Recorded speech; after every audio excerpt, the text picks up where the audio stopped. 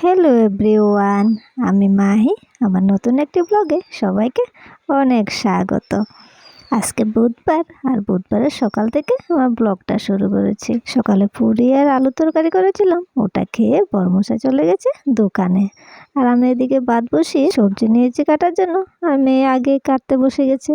তারপর মেয়ে থেকে নিয়ে আমি কাটতে বসেছি। আজকে ঘরে তেমন কিছু ছিল না, ফ্রিজে কয়েকদিন আগের কয়েক টুকরো পনির ছিল, তাই ভাবলাম আলু আর পনির দিয়ে ঝোল করব। তা আলুটা কেটে নিচ্ছি, আলুটা টুমটুম করে কেটে নেব। আমার আলু আর টমেটো কাটা হয়ে গেছে, আর পনিরটা ফ্রিজ থেকে নামিয়ে নিয়েছি। আর এদিকে বাটটা হয়ে গেছে, আর এদিকে পনিরটা বসিয়ে দিয়েছি। প্রথমে পনিরগুলোকে লবণ আর হলুদ দিয়ে ভেজে রেখে দিয়েছি, এদিকে আলুগুলোকেও লবণ আর হলুদ দিয়ে ভেজে রেখে দিয়েছি। আর কড়াইতে তেল দিয়ে দিয়েছি, দিয়ে দেবো পাঁচফোড়ন আর একটু আদা গ্রেট করে দিয়ে দেব। এবার দিয়ে দেব সব মশলাটাকে ভালো করে কষিয়ে সব কিছু উঠিয়ে জল দিয়ে দিলে রেডি আমাদের পনিরের তরকারি। শর্টকাট হয়ে গেছে, ভাবলাম আর কিছু করব না আজকে।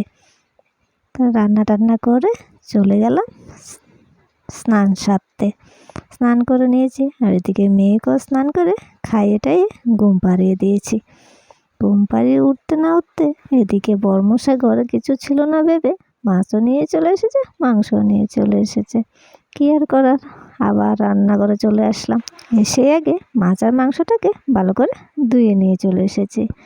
এদিকে লবণ হলুদ মেখে মাছটাকে আগে ভাজতে দিয়ে দিয়েছি। এদিকে ভাজা হতে হতে মাংসের প্রিপারেশনটা করে নিই। এদিকে দেখো সব মশলা দিয়ে দিয়েছি, এবার মেখে বসে দেবো। আর এদিক দিয়ে কয়েক টুকরা রেখে দিয়েছি, ওগুলোকে চিকেন পকোড়া বানাবো। আর এদিকে 2 টুকরা মাছও রান্না করব, সেজন্য বাঁশকুড়ুল আর আলু কেটে রেখে দিয়েছি। আগে মাংসটা মেখে এবার মাংসটা বসিয়ে দিয়েছি। মাংসটা হোক, আর মাংসটা মোটামুটি টালা হয়ে গেছে, এবার জল দিয়ে দিয়েছি। এবার মাংসটা হতে হতে ওই সাইডে মাছটা বসিয়ে দেব। এরকম মাছ ভাজার তেলে দিয়ে দিয়েছি পাঁচফোড়ন, আবার বাঁশকুড়ুল আর আলুটাকে দিয়ে লবণ আর হলুদ দিয়ে ভালো করে আগে টেলে নেব। আর সব মশলাটাকে দিয়ে আবার ভালো করে টেলে নেব। লবণ হলুদ মরিচ জিরা ধনিয়া দিয়ে একটু আদা কুচিও দিয়েছি। ভালো করে টালা হয়ে গেছে, এবার জল দিয়ে দিয়েছি। আলুটা সিদ্ধ হয়ে এসেছে, মাছটা দিয়ে কিছুক্ষণ রেখে নামিয়ে নেব। রান্না মোটামুটি শেষ হয়ে গেছে, এবার চিকেন পকোড়াগুলো ভেজে নেব। আগে ভাজলে ঠান্ডা হয়ে যেত, খেতে ভালো লাগতো না, তাই খাওয়ার টাইমেই চিকেন পকোড়াগুলোকে এবার ভেজে নেব। আর তেলটা গরম হয়ে গেছে, আবার একে একে সবগুলো চিকেনের টুকরা দিয়ে দেব।